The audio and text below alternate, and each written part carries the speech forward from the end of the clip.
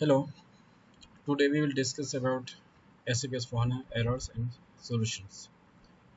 तो सबसे पहले आपका ये error है how to change vendor error as net price must be greater than 0 and for account assignment element grant the value blank space is invalid grant or front ठीक है तो इनको हम इंशाल्लाह डिस्कस करेंगे वन बाय वन।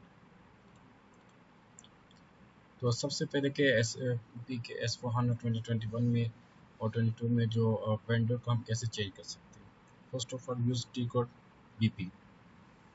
अच्छा, अब एक चीज़ यहाँ पे नोट कीजिए कि लेट्स से कि आपको अगर आपका अपना जो है बिजनेस पार्टनर का कोड याद है तो ठीक, अगर नहीं याद, आपको बिजनेस पार्टनर का कोड याद नहीं है, राइट, तो आप यहाँ पे न्यू सेशन में आके तो MKVZ list displace list of vendors, यहाँ से आप अपना सप्लायर का कोड और जो बीपी है उसका कोड याद रखना कि एस/4HANA में और ECC में ये फ़र्क है, ये डिफरेंस है। ECC के अंदर जो बीपी और सप्लायर का सेम कोड होता था, जबकि एस/4HANA में दोनों डिफरेंट कोड्स होते हैं। Just you give your purchase organization code POIP and execute. अच्छा, अब इसके बाद यहाँ पे देख रहे हैं आपके पास ये जो है आपके ये सप्लायर के कोड्स हैं, राइट। आप किसी एक को चूज़ कर दें, वेंडर 3, और इस पर डबल क्लिक कर दो तो यहाँ पे आपके पास ये कोड आ जाएगा बिजनेस पार्टनर का। क्लियर? अच्छा,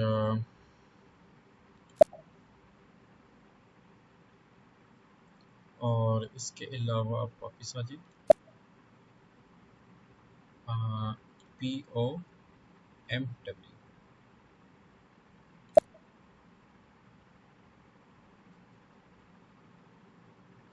ये आपके वेंडर से, और आपके वेंडर्स की है 36, 37, 38, 39, 40, 41 एंड सो। तो अब इसको बाज़ का ऐसा होता है कि काफ़ी चूँकि इंडस्ट्री में काफ़ी बड़ी तादाद होती है, तो डेटा को अगर आप एक्सपोर्ट करना चाहें एक्सेल में, वो भी ईजिली आप इसको कर सकते हैं। Come to list, export spreadsheet. इससे होगा कि आपका जितना भी जो डेटा है आप काइंडली अपने उसको एक्सेल में जो है उसको सेव कर दें। Okay, Excel,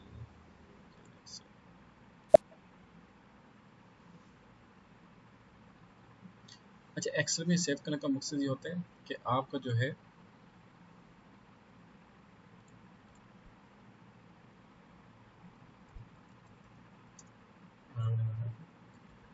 list of vendor MW double, okay, तो यहाँ पे इसको सेव कर दें और यहाँ पे इसको आप अलाउ कर दें। तो यहाँ पे आपका सारा डेटा जो है आपका उसमें कन्वर्ट हो जाएगा एक्सेल में, और उसके बाद आप इसको save as PDF।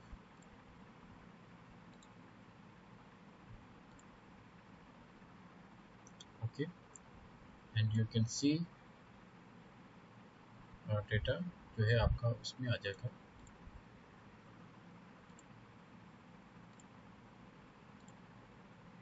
List of vendors,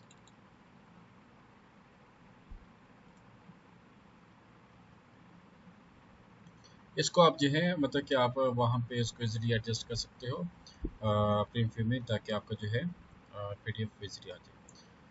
अच्छा, अब यहाँ से हम ये देखते हैं कि आपके जो वेंडर हैं 36, 37, 38, और पॉल ऐप है, ABC सप्लायर है, मेपल्स कैटलर, इसको सेलेक्ट किया और इसका जो है कोड, वेंडर कोड, सॉरी बीबी कोड, इसका बीबी कोड आ गया 71, ठीक है। अच्छा, अब हम इसको चेंज करेंगे, आपका जो वेंडर /n, और वेंडर को change, I think we have open already. अच्छा, ये हमने ओपन किया हुआ, ये 71, स्टार्ट। अच्छा, double click on this one. अब आगे जो सबसे इम्पोर्टेंट चीज़ है वो क्या करें। अच्छा, इसी के अंदर जो है आपका आ, एक वो आपका एक एरर आ रहा था, ये वाला एरर, ठीक है, इसको भी हम सॉल्व कर देंगे।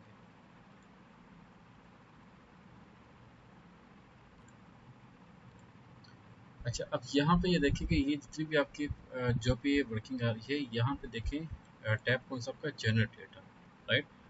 तो इस जनरेट डेटा के ऊपर आप काम कर रहे हैं, तो हमें क्या चाहिए कि लेट्स से कि जो वेंडर का अपना जो पार्टिकुलर डेटा है उसको हमने चेंज कर दिया, राइट। अब यहाँ पे देखें कि यहाँ पे परचेजिंग का कोई भी इस तरह का ऑप्शन नहीं आ रहा है, तो इसमें क्या करेंगे आप, सप्लाई मेंटेन, ठीक है। यहाँ पे सिस्टम आपको ये बताएगा कि आपने सप्लाई को चूज़ किया था और इस पे आपने डेटा को, अपने वेंडर को मेंटेन किया हुआ है, राइट। जब आप इसको सिलेक्ट करेंगे तो यहाँ पे देखें परचेजिंग का आपके पास ऑप्शन आ जाएगा। ओके, परचेजिंग में आप जब जाएंगे तो यहाँ पे देखें डिफरेंट किस्म के आपके पास ऑप्शन हैं, लाइक इनको टर्म्स से और ऑर्डर, आपका ऑर्डर करेंसी 80, और उसके बाद इनवॉइस वेरिफिकेशन, यहाँ पे स्कैमर को भी आप देखें, एक स्कैमर को भी देखना है, एक इनवॉइस को भी देखना है, ओके, ताकि आपका दोनों जो एरर्स हैं वो एक ही टाइम पे सॉल्व हो जाए।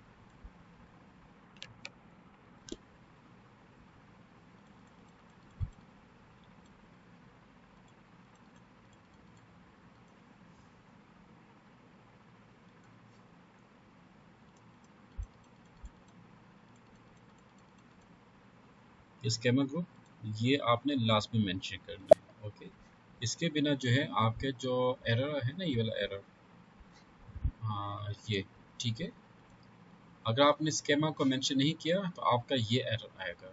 अगर आपने स्कीमा को मेंशन कर दिया तो जब आप परचेज ऑर्डर बनाएंगे, सॉरी, अगर आपने स्कीमा को मेंशन नहीं किया, उसका ये डिसएडवांटेज होगा कि जब आप परचेज ऑर्डर को बनाएंगे, वहाँ पे जो भी आप वैल्यू पुट करेंगे, तो वैल्यू को पुट करने के बाद जब आप कंट्रोल एस करेंगे तो आपका परचेज ऑर्डर नहीं बनेगा, सॉरी बन जाएगा, आपका परचेज ऑर्डर बन जाएगा, लेकिन उसके अंदर जो नेट वैल्यू है वो वहाँ पे मेंशन नहीं होगी, ओके।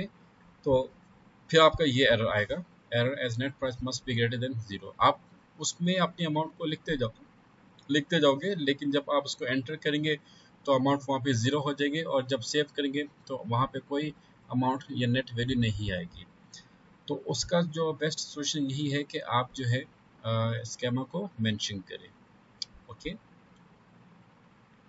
स्कैमर ग्रुप स्टैंडर्ड, इसको आपने चूज करना है, और यहाँ पे एक इनवॉइस का ऑप्शन आएगा, इनवॉइस वेरिफिकेशन,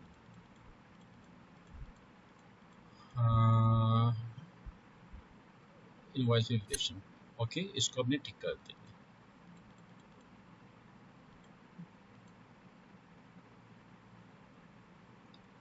बल्कि ये इनवॉइस, इसको आपने टिक कर दिया। अच्छा, उसके बाद आप देख लें वेंडर का जो पार्टनर फंक्शन, और बस इसमें आपने जस्ट इसी चीज़ को फोकस करना है, ओके, और आप इसको सेव कर दें।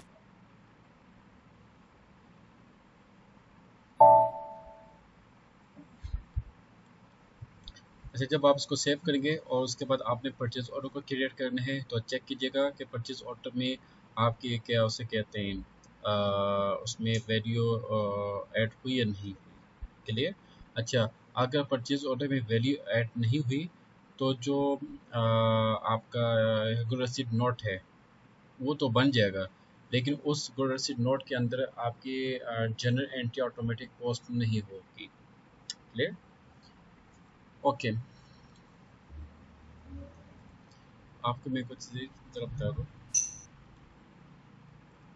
ME, अच्छा, तो ये एक तरीका था जिससे आप जो है अपना जो वेंडर है उसको आप चेंज कर सकते हो, और अगर आपको वेंडर का सप्लाई कोड नहीं मालूम, आपको वेंडर का BP कोड मालूम है, तो आप डायरेक्ट BP में जाके उसके बाद अपना बिजनेस पार्टनर कोड मेंशन कर दें, तो आपका जो वेंडर है उसके बाद लिस्ट ओपन हो जाए, सॉरी वो वेंडर का जो पार्टिकुलर वेंडर है वो उसका कोड आ जाएगा, वहाँ से आप उसको चेंज कर सकते हो। अगर आपको बीपी कोड मालूम नहीं तो आप जो है जस्ट एम के वी पे जाएं, वहाँ पे अपना purchase order purchase organization code को मेंशन करें, आपके पास लिस्ट ऑफ सप्लायर आ जाए। अच्छा, एक और चीज़ MEUL, अब यहाँ पे PUIB EST और plan PLH1 PLIB and execute. तो ये देखें जो आपने परचेज ऑर्डर्स क्रिएट किए हुए उसकी लिस्ट यहाँ पे डिस्प्ले होगी। ओके, अब यहाँ पे ये देखें कि ये जितने भी ये आपके पास है जो हमने इनिशियल ड्राफ्ट किए थे, यहाँ पे आपका ज़ीरो, ये भी ज़ीरो, और जो ये आपका है ये वाला परचेज ऑर्डर नंबर,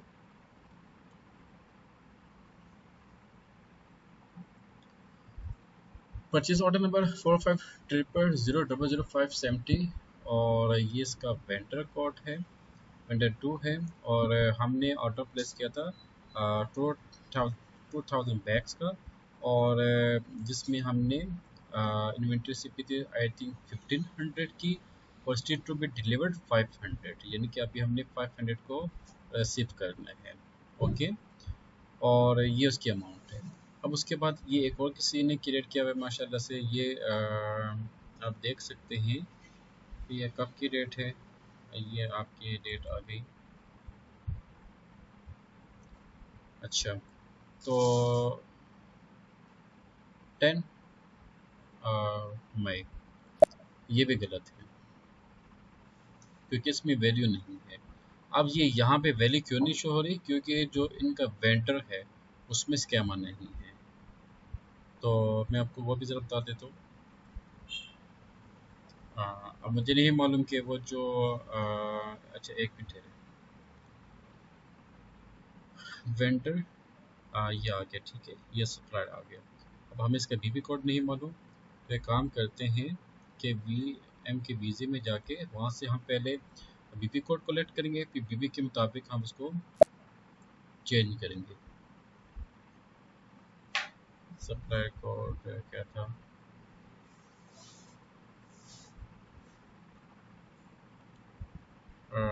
3434, ठीक है। देखिए, vendor four, vendor four, vendor four, four vendors है, और इन तीनों वेंडर्स, सॉरी इन तीनों परचेज ऑर्डर में अमाउंट मेंशन नहीं है।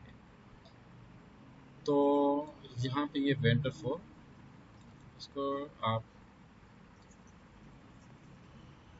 एंटर करें,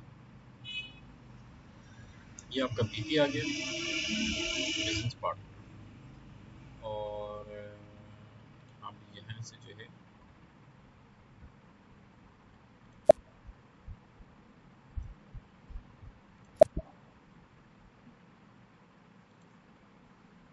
बीपी,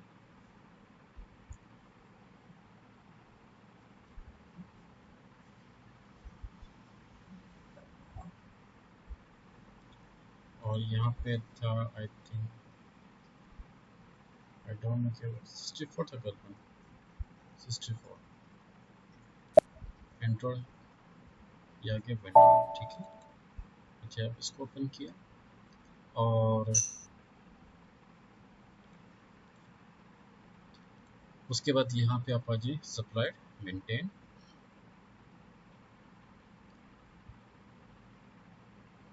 चीज़ में। अच्छा, एस4हाना में कुछ इस तरह की जो चीज़ें हैं वो एसएपी ने काफ़ी कॉम्प्लिकेटेड कर दी है, जबकि इसी में बहुत ही आसान है। आप यकीन करें कि ECC के अंदर जितनी भी वर्किंग है, विद इन वीक आप कंप्लीट वर्किंग को कॉन्फ़िगर कर सकते थे।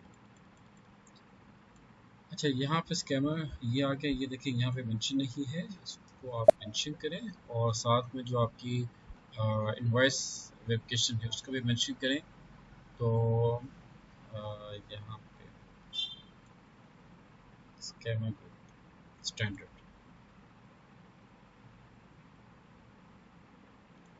और यहाँ पे अच्छा ये ठीक है, go to seat based, go to seat based invoice verification, yes, and save it। तो अब जिसका ये कोड है 64, आप दोबारा से परचेज ऑर्डर को क्रिएट करें, उसमें वैल्यू आ जाएगी और फिर मुझे अपने प्रेजेंट करना है। Okay,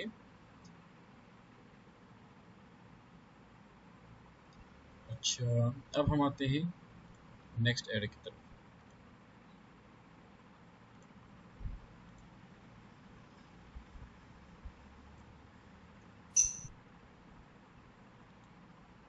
For account assignment element grant or fund value blank space is invalid. SPRO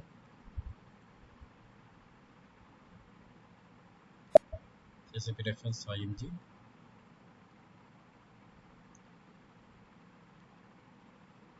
और यहाँ पे आप आ जाओ public sector management, general settings for public sector management, basics setting account assignment elements. अच्छा इसमें आप देखिए अलाउ ब्लैंक एज वैल्यू, और इसमें जो आपका FM एरिया FM, अच्छा दोनों केस में क्या था, FM area FMIB for example,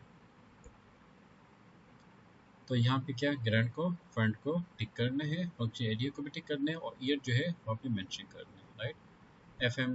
FMMB FMMW, ये FMMW जो है जिसका भी कोड है काइंडली वो भी यहाँ पे मेंशन करते हैं, ठीक है, ताकि आपको कोई एरर ना आए। और ये एक FMGA, राइट, आप दोनों काइंडली इसको भी टिक कर दें, यहाँ पे 2024, इसको भी टिक, इसको भी टिक, 24 ओके 2024। तो आप ये करेंगे तो आपका जो एरर है वो सॉल्व हो जाएगा, राइट। और ये उनके लिए भी है जिस आई थिंक यहाँ पे FM FMMB FMMW FMNF FMRH FMRM FMS3 FMZA FMZB, इन सब की जो है जो यहाँ पे किसी का मेंशन नहीं, तो काइंडली वो अपने अपने कोड्स को प्रॉपर मेंशन करें। ओके, तो यहाँ पे आपने सेव कर देना, जब आप सेव करेंगे तो आपका जो ये वाला एरर है वो सॉल्व हो जाएगा। ओके, अच्छा इसके अलावा इसके अलावा ये था एक और चीज़ ये कि जनरल एंट्रीज को हम कैसे वो एडजस्ट कर सकते हैं, ठीक है।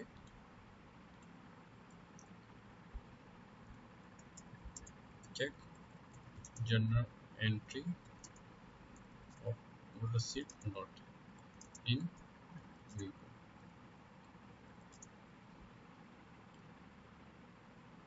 अच्छा MIGO, जब आप इसको ओपन करोगे तो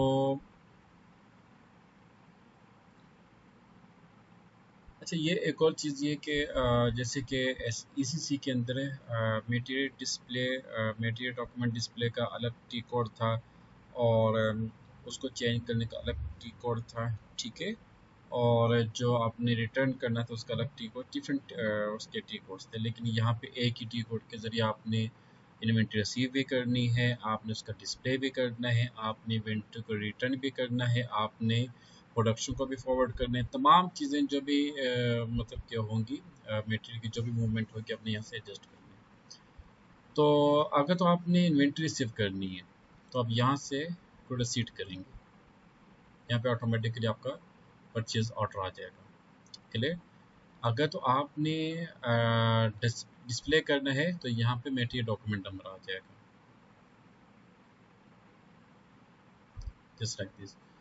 अच्छा अगर तो आपने रिटर्न करना है, रिटर्न डिलीवरी, जैसे बात है जब आपने वेंडर को परचेस रिटर्न करना है तो आपने रिटर्न डिलीवरी भी करनी है ना, जो आपने इन्वेंट्री रिसीव की थी वो तो आपने रिटर्न भी करनी है, तो फिर यहाँ पे आप डिलीवरी नोट का मेंशन करोगे, क्लियर। अच्छा अगर आपने गुड्स इशू करना है तो उसमें आपकी जो मतलब कि आपने रिज़र्व करना है प्रोडक्शन को फॉरवर्ड करना है या रिज़र्व करते हैं तो वो डॉक्यूमेंट वो आपका आ जाएगा प्रोफॉर्मा। अच्छा अगर तो आपने इसको कैंसिलेशन करना है, ठीक, तो उसके बाद भी आप देख सकते हैं कि मटेरियल डॉक्यूमेंट आपका उसमें आ जाएगा।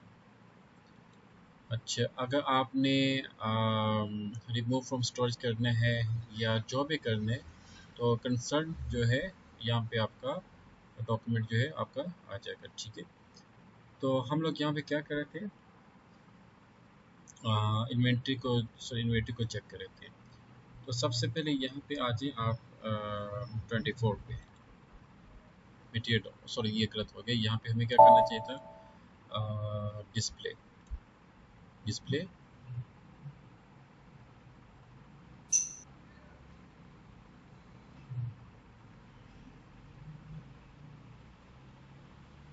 डिस्प्ले में अब आपने इसको सेलेक्ट कर दिया, इस डॉक्यूमेंट को डबल क्लिक, तो ये जो डॉक्यूमेंट है ये डिस्प्ले यहाँ पे हो जाएगा। तो आपने अच्छा, एक तो ये ऑप्शन भी है ना, जैसे कि ये अब यहाँ पे ये देखें, इस डॉक्यूमेंट के यहाँ पे कोई वैल्यू शो नहीं हो पा रही। अच्छा, एक और भी आपके पास है, list of material document, list of good seat note, वो भी है। लेकिन अभी पहले मैं आपको इसका इंडिविजुअल बता रहा हूँ ताकि इसके अंदर जो मिस्टेक्स हैं हम उसको प्रॉपर रेक्टिफाई कर सकें। अच्छा, क्लिक ऑन डॉक्यूमेंट इन्फो, ये आपका आ गया financial accounting documents, no subsequent document for in accounting. अब आप आ जाए इस पे 2000429।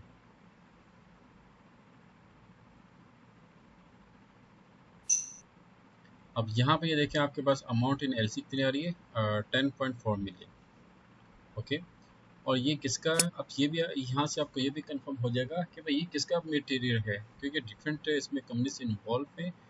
तो यहाँ पे आपके पास आ रहा RM HP0001, HP0001 की कंपनी यहाँ पे मौजूद है। और वेयर हाउस में आप देख लें PLH1, ये प्लांट आपका आ गया। ओके, तो यहाँ से आप ये भी देख सकते हैं कि भाई किस प्लांट का है। ओके, अच्छा, फिर ये click accounting document, sorry click on document info, click on FI document. अच्छा, जब आप FI डॉक्यूमेंट को ओपन करते हैं आपके पास दो ऑप्शन आते हैं, एक फाइनेंशियल अकाउंटिंग का, एक कंट्रोलिंग का। ये मटेरियल लेजर है, ठीक है, ये आपका अकाउंटिंग डॉक्यूमेंट है। अकाउंटिंग डॉक्यूमेंट को ओपन करेंगे,